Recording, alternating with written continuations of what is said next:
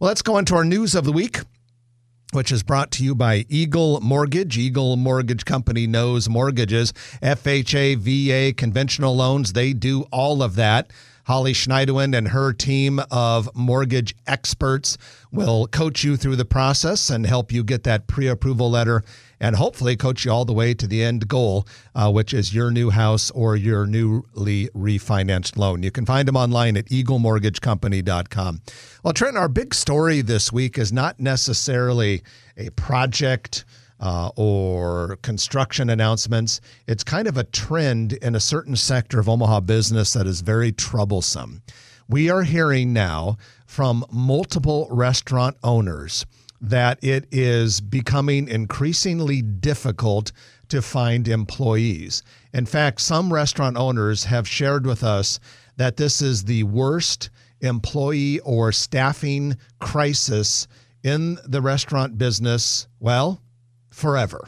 And so we wanted to kind of share that, give people an idea, and maybe for those of you who frequent restaurants like Trenton and I do, why you might want to be a little more patient than usual with some of your servers and employees at restaurants. Yeah, and it's not their fault. And the restaurateurs that we've talked to, there's a few of them, but Gail Carson's of Restaurants Inc. that has some great brands, Taxis, Stokes, the Stoke and Goat, to just name a few.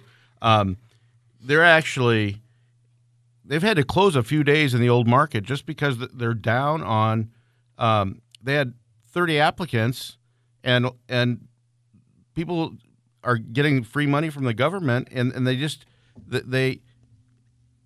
people just don't show up for interviews. It's crazy out there, but there's a lot of people that want to work, and these restaurant owners and managers, they're not complaining. They're just frustrated, and they have amazing opportunities. Stokes, if you stay for a few months, they have an opportunity, $1,000 signing bonus for full-time employees. And I think it's $500 for part-time. If you go to www.restaurantsinc.jobs.com, you can get a quick interview. They have some times where you can just walk in and get interviews, and I think it's like 1 to 4. You can walk in and at Stokes and get interviewed. And this is a number of them. I also saw a letter from the locally owned, veteran-owned, 5 different famous Daves around Nebraska and other places where they've had to cut hours as well. They can't get employees, and it's frustrating. And support.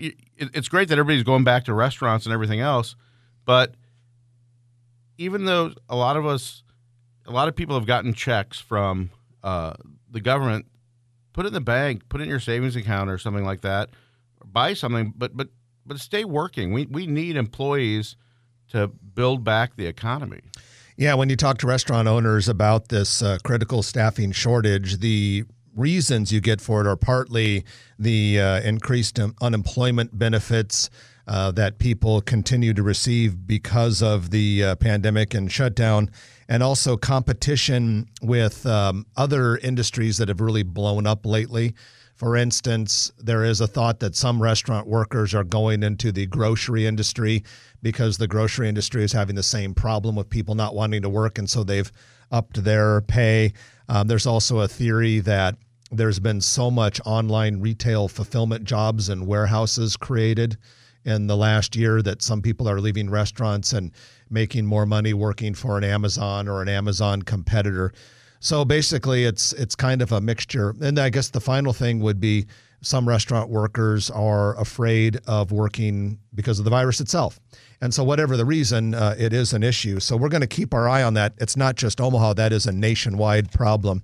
Well, moving right along, next story we have on the docket, Trenton, is Blackstone Plaza. This is the 15-story building at 36th and Farnham, which is famous for being the office of Warren Buffett.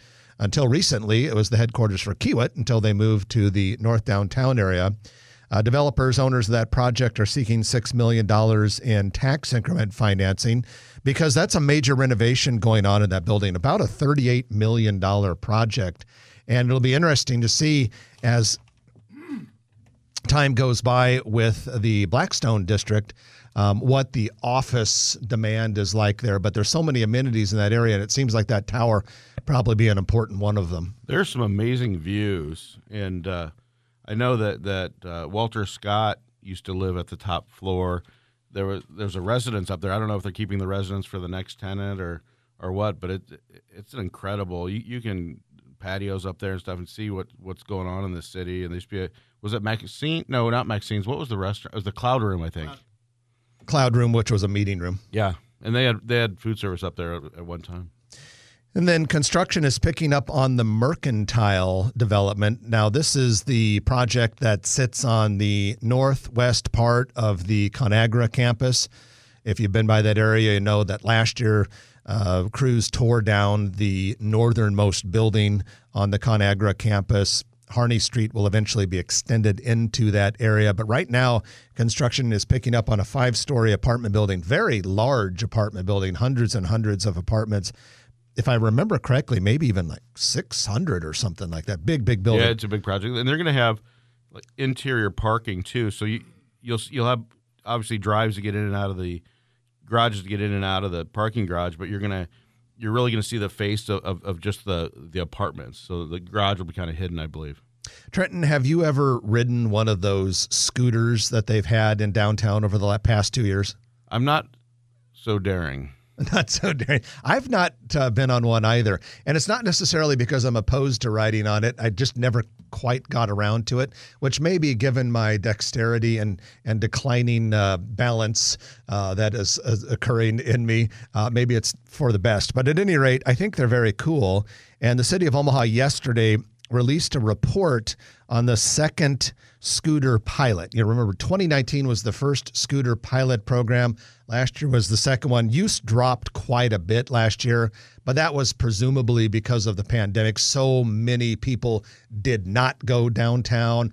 People weren't working there. There weren't big events that were drawing there. So probably not a surprise that scooter use dropped last year. The report also found that they were used for both transportation and recreation purposes significantly. So you're right. The two that are interested in coming back, Spin and Lime, and they have made proposals and sent those to the city with the hope of operating scooters downtown for 4 more years. So it'll be interesting to see how that all plays out. I think they're a nice addition. I know some people, for some reason, hate them. I don't know why, but some people hate them. I like them.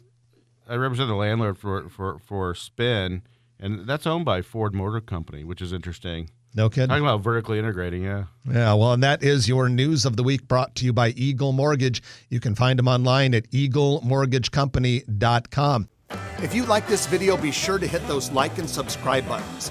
And remember, Grow Omaha is not just media. This is a mission. We are trying to build up Omaha and make it an even better place. We can only do that with your help. Share this video with your friends, neighbors, and family.